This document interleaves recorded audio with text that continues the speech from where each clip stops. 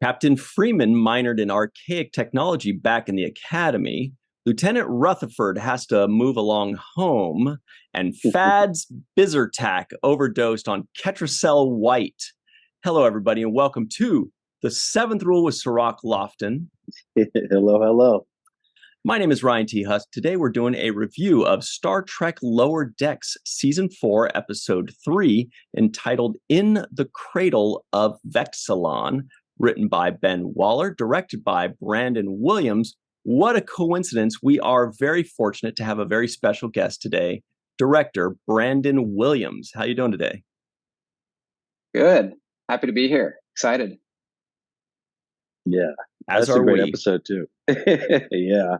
So let's just get right into this, Brandon. First things first, because this is really big news. You are a storyboard artist on several shows like Solar Opposites, critically acclaimed, Little Demon, Fairfax, High Guardian, Spice, all kinds of goodies. But this is your directorial debut on this new episode. Can you tell us a bit of how that journey happened and how freaking excited are you for this episode dropping? Well, I'm super, super excited, and I couldn't ask for a better show to have a directorial debut on. So that's great. The journey, it's been kind of, wild, jumping from show to show, especially when it first started out. You break in and someone gives you your first chance, and then you have to start making choices, right?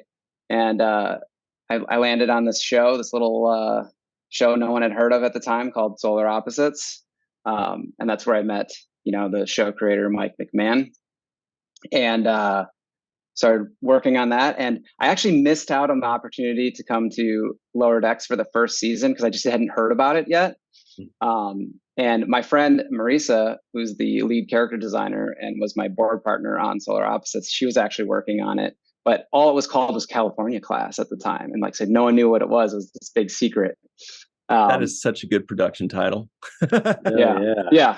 California Class. And so I came, but managed to go back to Solar Opposites for season 2. And that kind of led to an opportunity with Lower Decks. So I actually started on Lower Decks as a storyboard artist.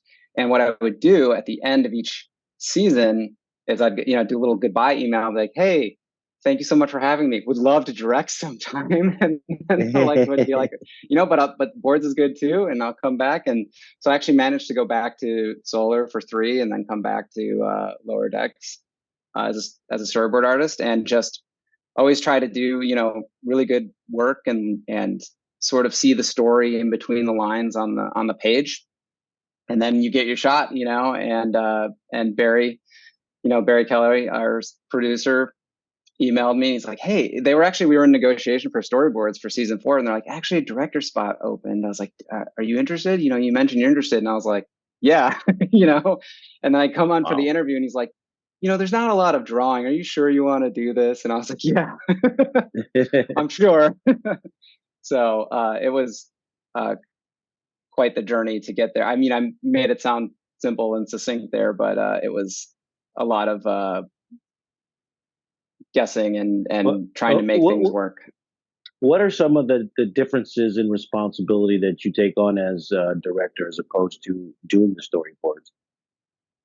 Yeah, it's interesting because storyboarding is your first shot at kind of directing an episode, because you get the script, you get some materials, you get a launch with everyone. Everyone kind of tells you what they're hoping for, but no one's really sure what they want just yet because you haven't seen it yet. So you're taking that first go at bringing it from words to pictures, and it's like a heavy lift, right? You're doing a lot of drawing, all the angles of the ships and everything like that.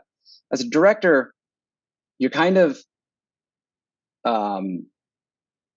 overseeing the big picture more, and in some way I'm an in-between, right? Barry is he has things that he wants out of the show, Mike obviously has things he wants, CBS has things they want, but it's kind of my job to not only communicate that but also get the team to coordinate and get all the, make sure everyone's sequences are running well together and apply everyone's feedback. So I'm sort of the in-between. But what's cool about director, as a board artist, you get a chance, you try and sneak in stuff. like that's a big thing. I know you guys talked to Amanda, who's our BG painter. She doesn't quite get the same amount of like leeway, but as a board artist, you can really try and sneak stuff in.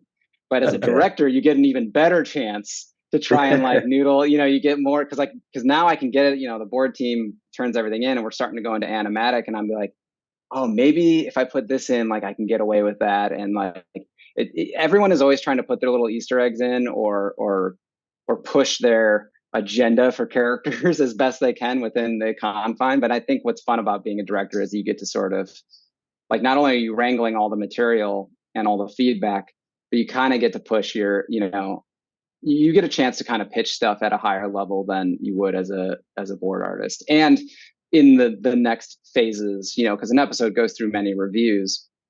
So you get a lot of chances to be like, all right, well, it didn't get in that time. It's like, maybe over here, I can get this little bit in there. But like, I always try and get a little something in, no matter what. One of my first contributions to the Lower Decks canon was on Jeremy, the sex post of Dr. Tiana's. And I was like, okay, what can we do? Like, they had an idea of what they wanted it to look like. And I was like, oh, I think I should have the cat paws like tweaking a little. Because I was like, this is a sex paw. I was like, that was my first contribution to Lower Decks. You brought something up that I hadn't really considered, but do you guys actually get no's when it comes to Easter eggs? When you say, what about, I want to add this or I want to add that, and the higher ups might sometimes say no. If they do say no on occasion, what is usually the reasoning? Is it usually because they have a plan for something later, or because it doesn't really fit the mood, or what? Yeah, it's usually there's a plan for something, right? It's like if I'm trying to get something, or it's like oh, it's not the right time for this one, or save that one, or there's a whole negotiation it's funny that you guys go through and like you're trying to find all this stuff, because I'm like, it is a big conversation on our end of like, what can we get away with, and like what works. And there's all sorts of, I don't always know the reason. Sometimes it's just like, oh, let's not do that this time. It's like, okay, all right, but I'll try and get it in there somewhere else, whatever it is. But that's one of the really fun things about working on Lower Decks, is like trying to sneak those little things in. At the same time, though, I love actually what Lower Decks is bringing to Star Trek on its own. Like, I think the Cerritos is a great addition to like the canons of ships, right? It's an amazing design. And I think our characters, the main Lower Deckers, bring a lot to Star Trek.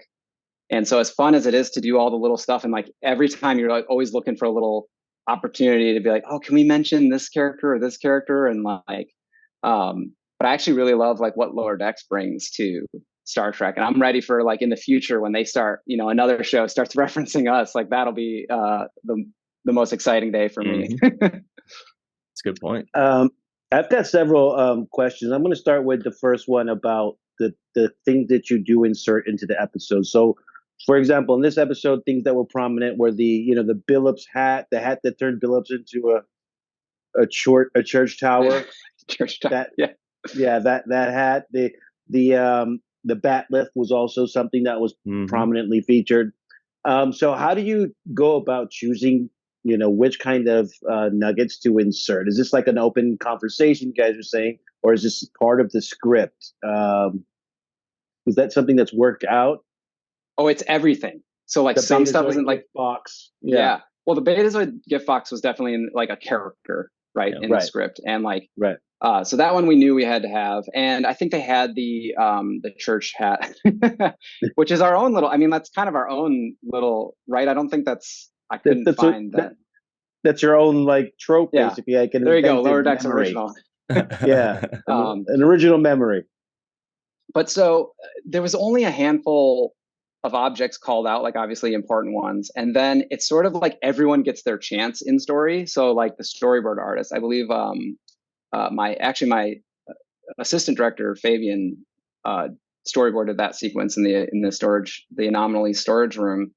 And he got a chance to put stuff, and then I get it, right? Because I'm like the go-between, and I'm just like, well, that's a bat lift now. Like that spear, now it's a bat lift. And then it's a whole negotiation beyond too, because there's like certain stuff that like we had a whole conversation about the inner light device being in there. and how like, well, actually it's like this giant probe, so it's probably not going to fit.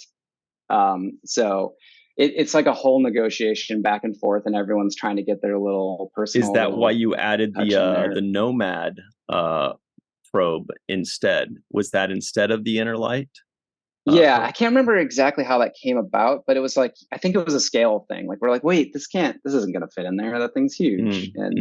So sometimes we'll do micro versions, right? Because like the Wadi game is like it's like a travel sized version, you know. So like we have to sort of bend the rules a little bit when we're trying to make things work for the story, because like story has to come first. Like it's so fun to do all these little things and to work with them, like, because you know the whole Rutherford's whole story is kind of a Easter egg, right? But he's also like experiencing, you know, a B plot, and we have to make sure that we aren't getting in the way of like the story we're telling, even if we're doing a fun journey like through, you know, this great DS9 reference. So that's some of the decisions are way above my pay grade though, like, and I just have no idea like how they come about. Brandon, I want to ask one more question about storyboarding, because it seems like storyboarding really lends itself into directing as far as a career path, as far as animation is concerned. A lot of people do it. I've got a friend that did that. He was just storyboarding Disney video games, and now suddenly he's directing some series on Disney Plus, for example. Seems like a lot of people do that. When you started storyboarding, or you went into that kind of field, did you always have your eye on directing, or is that something that just kind of developed as you went along, where you thought, you know what, it looks like I might have a shot at directing, and that might be a fun thing to do? You know, did it develop later on? Oh, I was like from the start. Yeah, I mean, I'm not even done yet either. You know, like I'm in like supervising director or like trying to get my own show or something. So that was very conscious, and I found that storyboarding was the best path for me, at least. You know, when you're kind of learning about how animation works, because with storyboarding is less about drawing in a weird way, even though you do so much drawing, like so much drawing, and you throw half of it away. Like that's why you don't draw too precious. That's like a big thing in storyboarding. Don't draw too precious, but draw clear.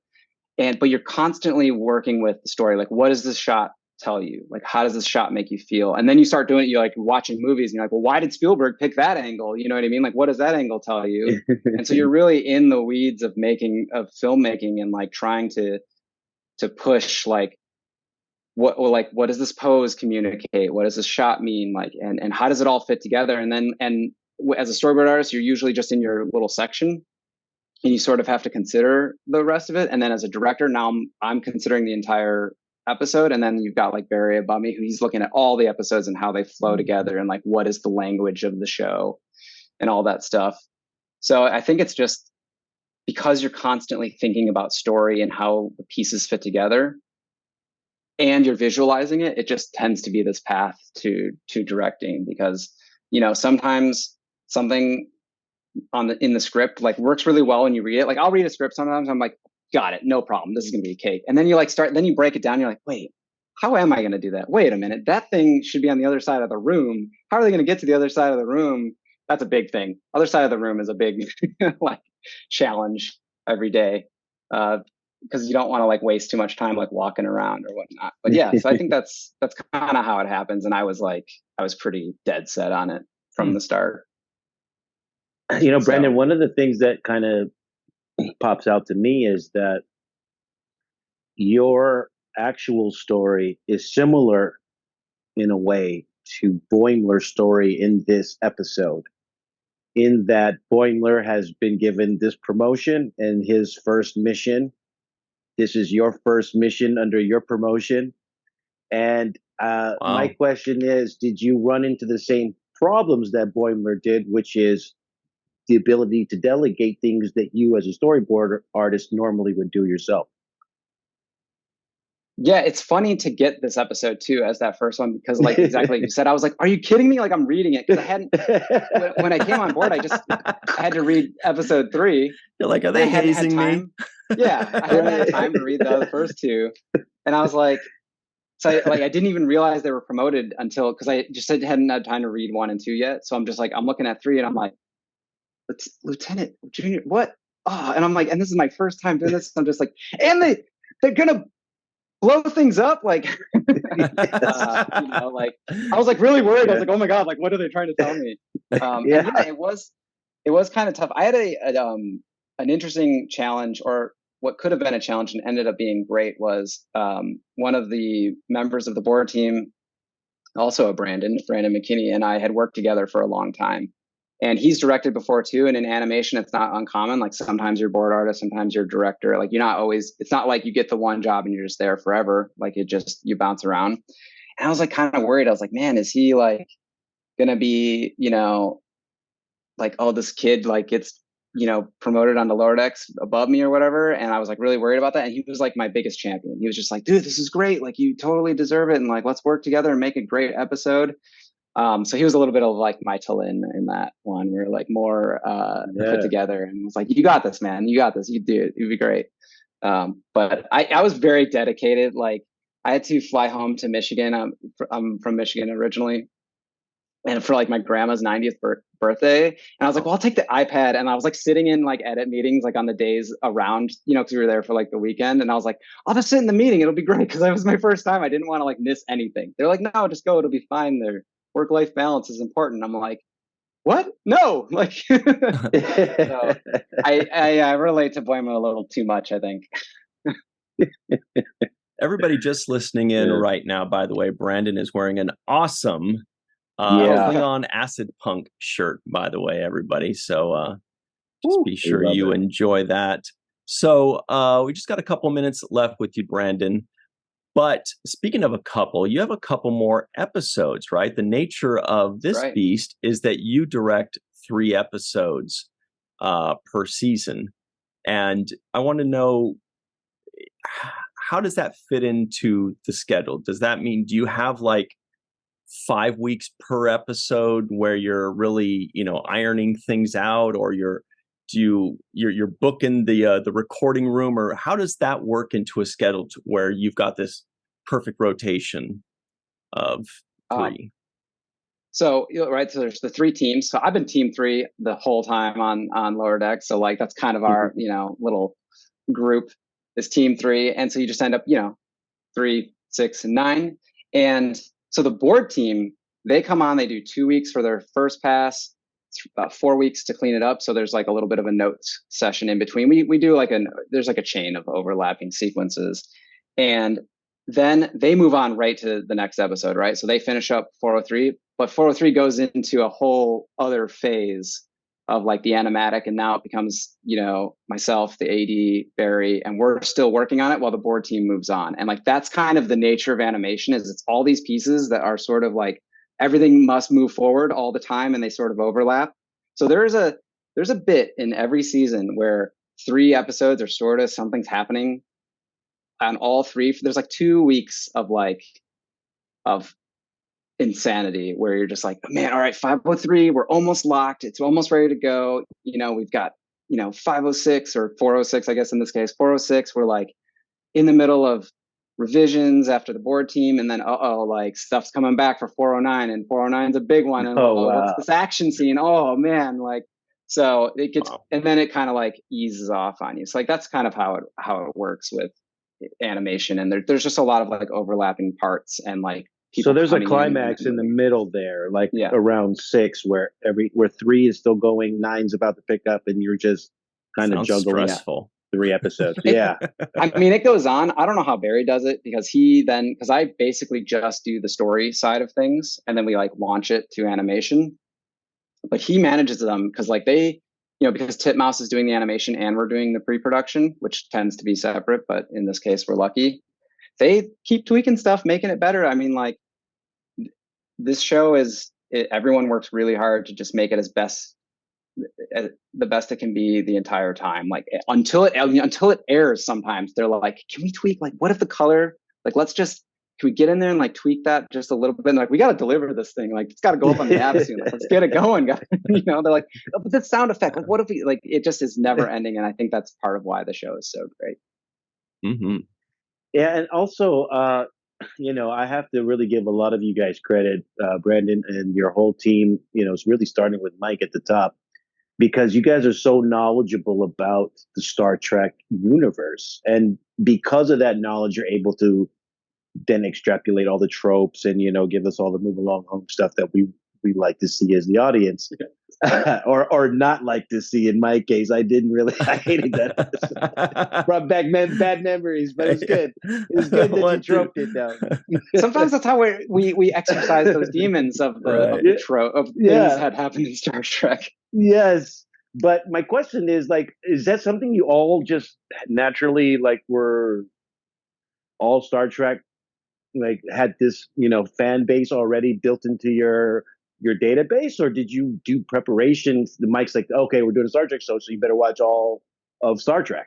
How are you able to know so much? Well, I'll tell. So Mike just lives and breathes and knows Star Trek inside and out. Nice. I'll tell you my little confession is that before I started on Lower Decks, I was very much a casual Star Trek fan. I knew the movies. Okay. I watched, I knew certain episodes, and I watched a lot of Voyager. That was the one that I always caught. And as soon as I came onto Lower Decks, I was like, this is really cool. And we were in the pandemic. There's nothing else to do. And so my wife and I were like, let's start watching Star Trek. And we watched everything. I mean, we watched TNG, DS9. This is the order we did it. TNG, DS9, Voyager. Then we did Enterprise. Then we went back and did TOS movies, Enterprise movies, and then all the new stuff. And then we did it again. Just all the way through. The second time through was a little bit more in the background, playing on your phone kind of thing. Right. And so I went from a very fair weather fan to I have opinions now. By the end of season 2, I was like, I've got opinions about what is good about Star Trek. Yes. Right. Very fast. I was indoctrinated into the. I'm getting there. That's my strange. This is part of my process. Star Trek viewers having opinions. Wonder if that'll take. I wonder if that's. I have to be careful. Yeah, I have to be careful with them sometimes, because I sometimes have controversial opinions. But it's all for the love of it, though. I really fell in love. I fell hard and fast for Star Trek, and I couldn't be happier. And I think I owe it all to Mike McMahon for giving me that shot. And awesome. One of the signatures of this show, this Lower Deck show, is the evil robot alien. Oh yeah. In this case, it was Vexilon, kind of, not really, but kind of. But we've had so many of those, those tropes with Badgie and Agamas, going back. And we won't say what Cirroc calls peanut hamper. But this show is literally the best at doing those tropes as well. And so I'm glad that you got an opportunity in this episode to kind of revisit so many different themes that people like to see on these shows. You really covered the bases with this one. Mm-hmm. Oh, thank you. Yeah. And, Vexilon was a little bit of a flip of that, right? Because it was well, no, we love Vexilon. What do you know? This is not, right. It's still good when it works, right? Yeah, it's reminiscent of Ryza a bit. But Brandon, before you go, we want to be the first to congratulate you on your ascension to director. That's not the destination. That's just, you're going to keep going. We're really excited for you. It's the first of many episodes and many career increases. What's the word I'm looking for? But promotions. Promotion. We'll take promotions. That's the right one. Yeah. But really, I can do my time on Lower Decks first, though. Mm-hmm. Oh, thank you so much. Take your time. We want to see it. This show. We love this show. Every episode is so interesting to watch. We could tell how much fun you guys have making it when we were watching it. And that's one of the things that resonates through the finished product, And thanks for dropping that California class knowledge on us too, because that was the working title of this thing before it actually hit. And that seems like a nice kind of show that I'm looking forward to one day. Oh yeah. Yeah. I think that's right. We're the California class is now, I think I can see that being a show one day. It's coming soon. But thank you so much, Brandon. Mm-hmm. Thank you. Brandon, thanks so much. We really appreciate you taking the time in your very busy schedule. And we're looking forward to your next directing episodes, which is episode 6 and episode 9. We'll definitely be watching those very excitedly. Thanks again, Brandon. Everybody at home, Stick around. We will be right back with more coverage of this episode on the Seventh Rule. Hello, everybody, and welcome back to the Seventh Rule with Lieutenant Junior Grade Cirroc Lofton. Yeah, hello. Very quickly, we want to point something out to everybody. We've got the upcoming documentary, The Eagle Has Landed, which puts focus squarely on Space 1999 in its iconic spacecraft, the Eagle. But there are also several Star Trek overlaps that will surely thrill fans of both franchises. Barbara Bain, Nick Tate, Brian Johnson, Kevin J. Anderson, Charles Duke, Bill George, and Jamie Anderson are amongst the luminaries participating in Future Dude Entertainment's documentary feature, The Eagle Has Landed, directed by filmmaker Jeffrey Morris, founder of Future Dude Entertainment, and it's in the works for a 2025 release.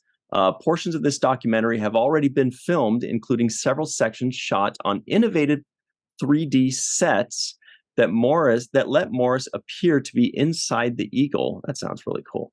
Also, a Kickstarter campaign will launch, or has just launched actually yesterday, with funds raised going towards completing the project in time for 2025 release, keyed to the 50th anniversary of Space 1999. And we've got that link in the description box below.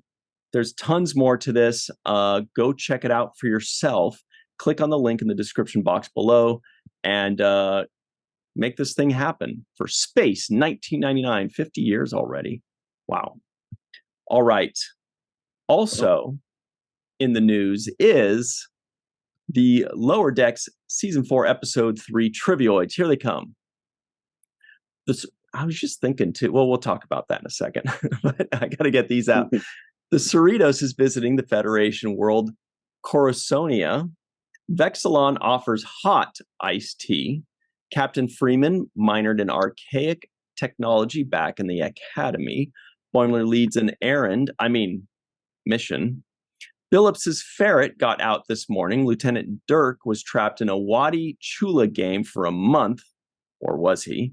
Lieutenant Rutherford has to move along home, and Fad's Bizartac overdosed on Ketracel White. That was a fun one.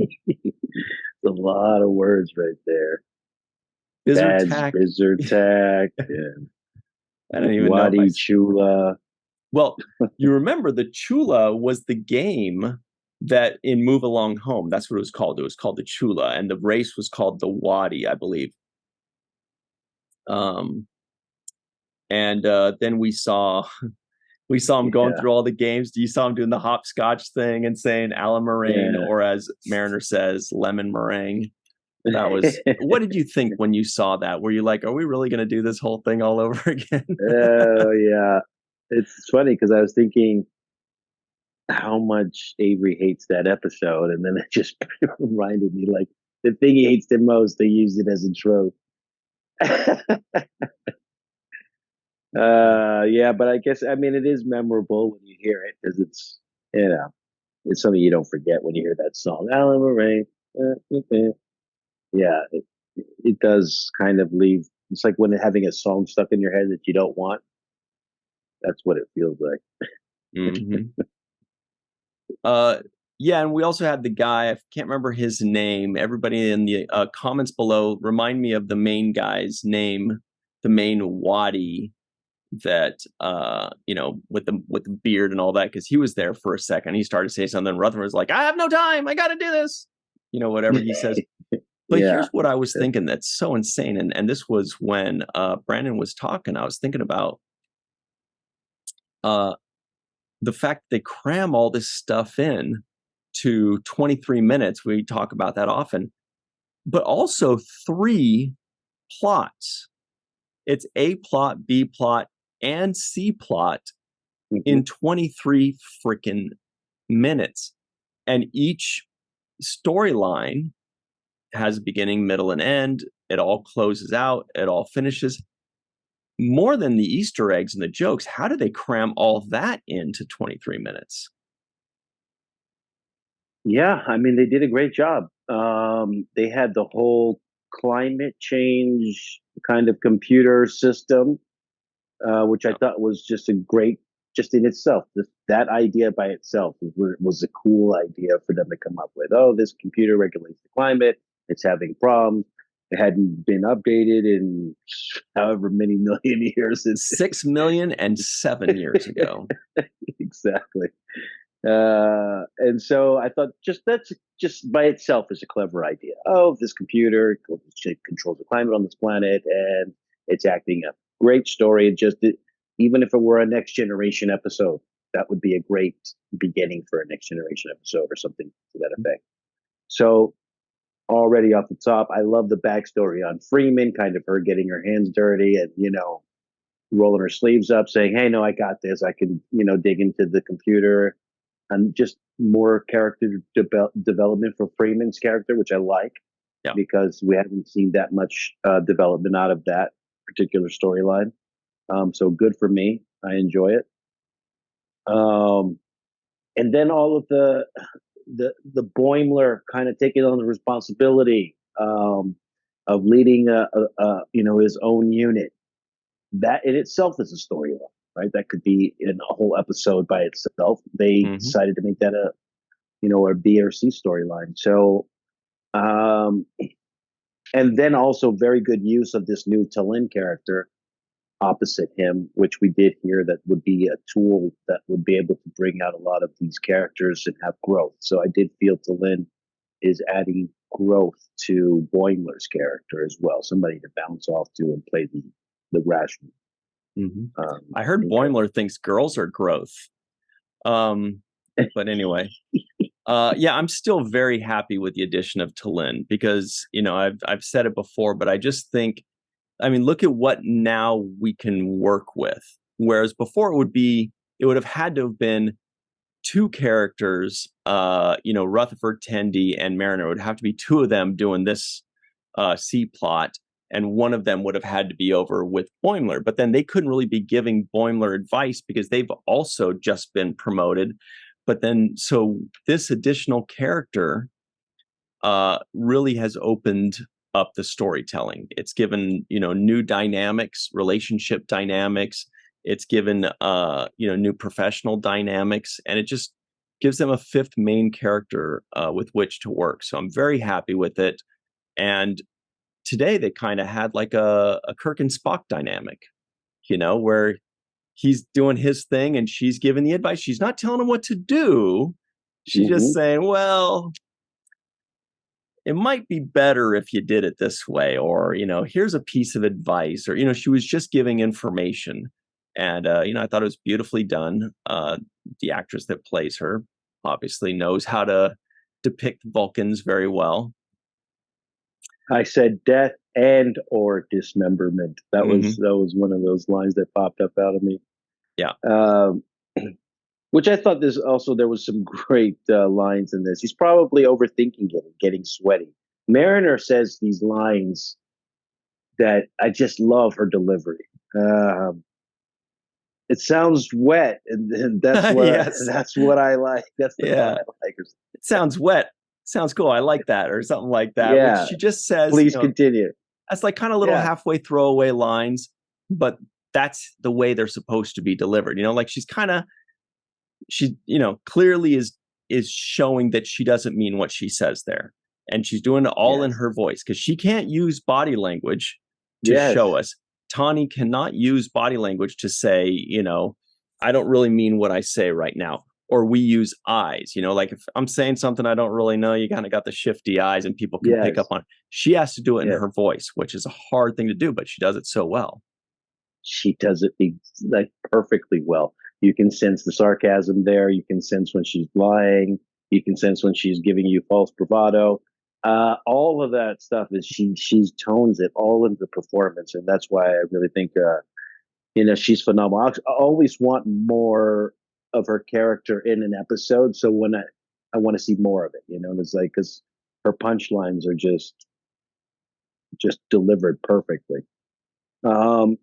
I did like when Tendi had the one line though when she says, "Oh, I didn't know Dr. Tana was here." Yes, because because the guy, because the face, yeah, which is basically like a parrot, yeah, is yes, was cussing. That was so funny.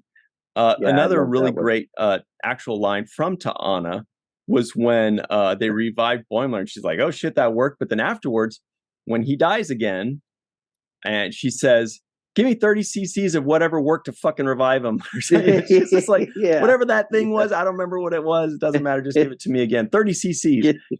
How are you going to ask for 30 of a measurement of something if you don't even know what it is? I don't know, but that was funny. And Ransom, who says, Yes, you never forget your first death.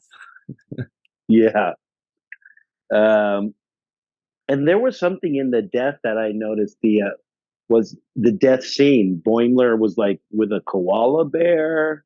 Yes. There was that magic koala in like the first or second season when Mariner and Boimler were tripping balls, and they saw that Boimler, which was like, I'll have to watch again, but it was like the Enlightenment, was the Buddha symbol was like that koala.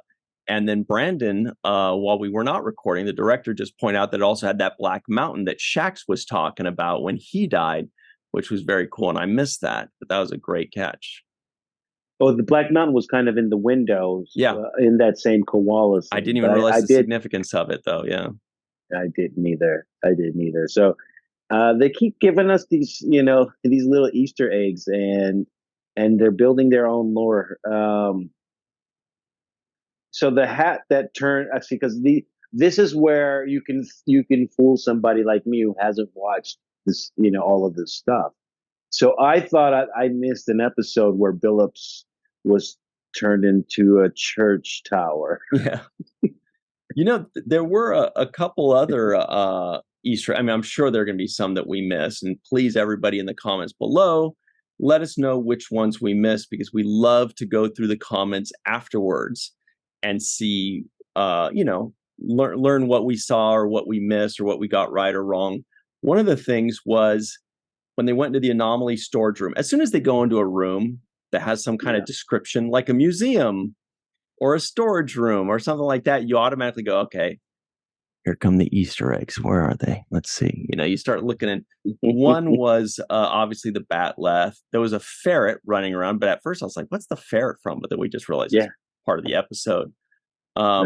There was Nomad, which was this robot space probe that was launched in the early 21st century from the original series episode, The Changeling. So we should have launched it by now, probably, if that's true. Obviously, there was the Betazoid gift box, but that was not Armin Shimmerman playing him. I don't think. Maybe it was, but I don't think so. There was also... there was Spock's weapon. I can't remember what the episode was called, but it's called a Lerpa. And it was the weapon that he used to slice up like Kirk's shirt or something like that. It's called a Lerpa. Everybody let us know what episode that is from of the original series. Lots of original series stuff. That was in this episode too. The Lerpa. Yeah, like I said, I don't know all the references when I see them. So sometimes I'm thinking they did do the Ketracel White, which I do know where, that's a whole Dominion Jem'Hadar reference. That was pretty cool. But no, I just like the flow of this episode. In general, the flow. Rutherford makes me laugh a lot. I really like his. I don't know. There's something about him, the way he's portrayed, that I really enjoy Rutherford. He feels like the guy I'd want to hang out with on the Lower Decks crew if I was there. It's like, yeah, man. Next time you assume the best in people. It's like he says a nice guy. He really is. Who's the nicest out of Rutherford and Tendi? I guess maybe Rutherford, because Tendy's super nice, but she can also have like a mean streak or an aggressive side when she has to, whereas Rutherford just doesn't. He had that one episode where his other half was in there, but I did look it up very quickly.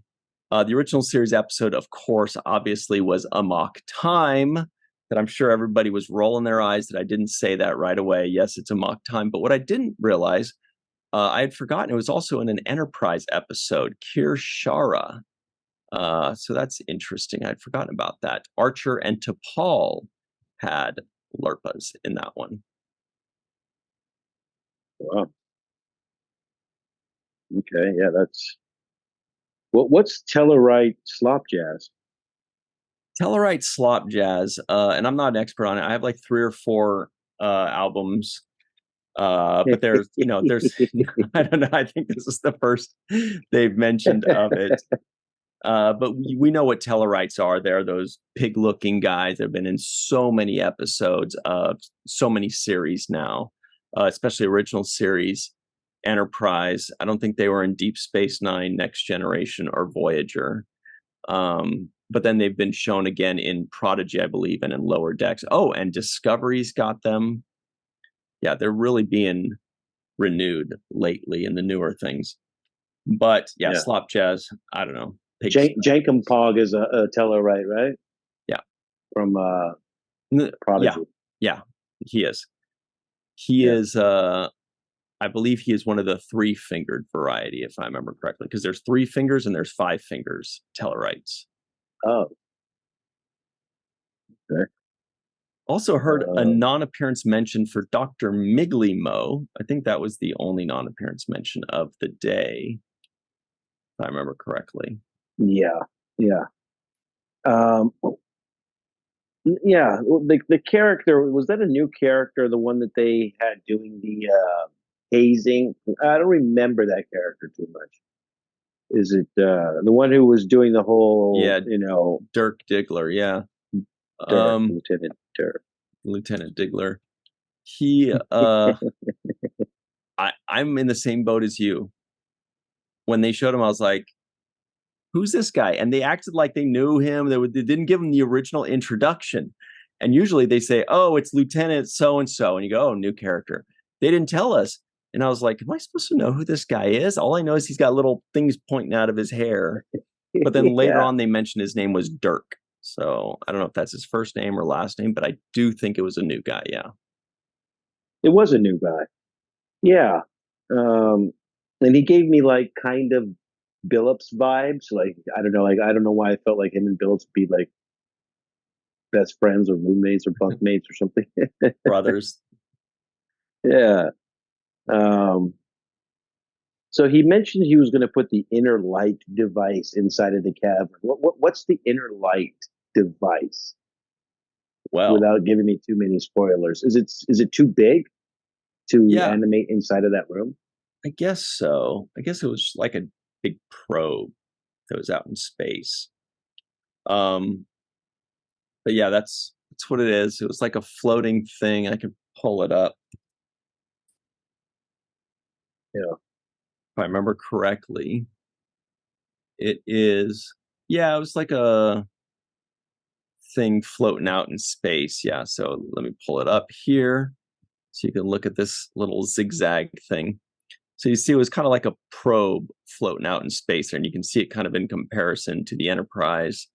It's not quite that big because it's closer to the camera there, but it's big enough.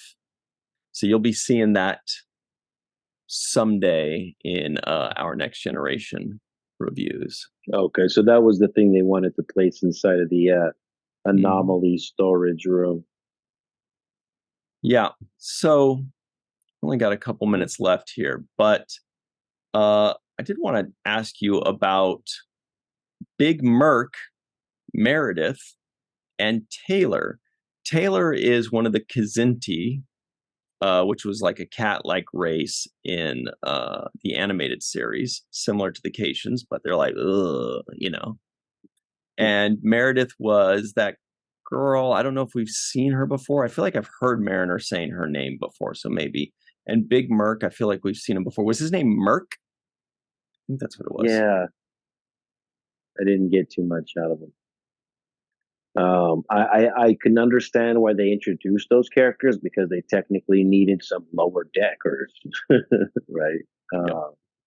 somebody to boss around, because if they are elevated, then they have somebody underneath them. So yeah, they're serving that purpose, but they weren't really developing them as somebody that seemed to be these characters we need to pay too much attention to. It's funny how many characters there really are. We've been introduced to maybe like 20 or 25 characters at this point. You know, some are in a bunch of episodes, some are just in one. But yeah, it's true. Now that these guys are lieutenants, we need a fresh crop of ensigns. And I feel like we've seen all of them before, but it's nice to have these guys. You know, it should be almost like Police Academy 3, if you remember that one, the new recruits. Yeah. It should be like that one where they introduce the new recruits, and then best Police Academy movie, by the way, number 3.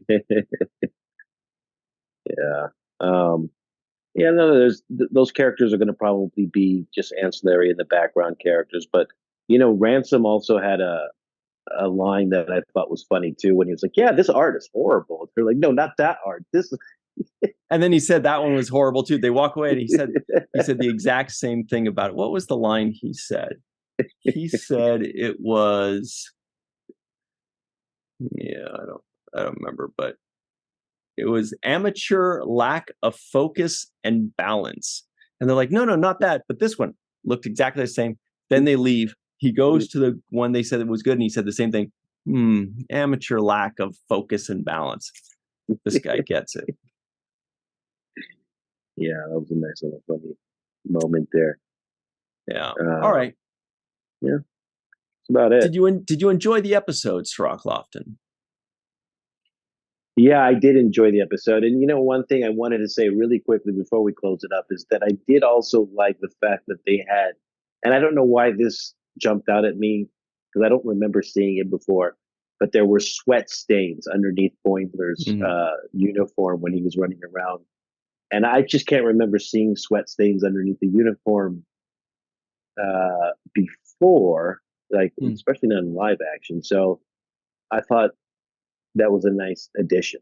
It was something small, but that's true. We're finally getting sweat stains on Star Trek, and it's about time. Thank you, Lower Decks. Thank you. All right. And also, by the way, everybody, people that have never had sweat stains, but our friends are Homer Frizzell, Dr. Anne-Marie Siegel, Eve England out in Wales, Yvette Blackman Tom, TJ Jackson Bay out in Missouri, Bill Victor Arukin, our pal Titus Moeller, Darlena Marie, Dr. Muhammad Noor, Tierney C. Diekman, Anna Post, Anil O. Palat, Joe Balsarati, Mike Gu, DQ, Justine Norton Kurtzen, Dr. Stephanie Baker, Carrie Schwent, Faith Howell, Edward Foltz, My Live from Tokyo, The Matt Boardman, Chris McGee, Justin Weir, Jake Barrett, Jane Jorgensen, Henry Unger, Allison Leach Hyde, Julie Manisfee, Marcia Classic Schreier, Greg Wickstrom, and of course, Dr. Susan V. Gruner and Jason Oken. What fun. Good group. All right, everybody. Yeah. Thank you so much. Remember, you can listen to all of these wherever you find your podcast. Just do a search for The Seventh Rule 2. The regular one that says The Seventh Rule, that is all of our Deep Space Nine and Next Generation reviews.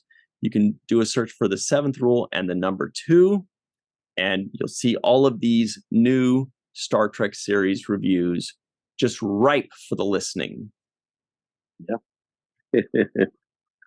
And we'd really appreciate it, by the way, if you subscribe to those, give us a 5-star rating, and leave us a review. Very important, very helpful. Anyway, thanks very much for joining us, everybody. Really appreciate all of you. For Cirroc Lofton, myself, for Mr. Aaron Eisenberg and Malissa Longo, thank you very much.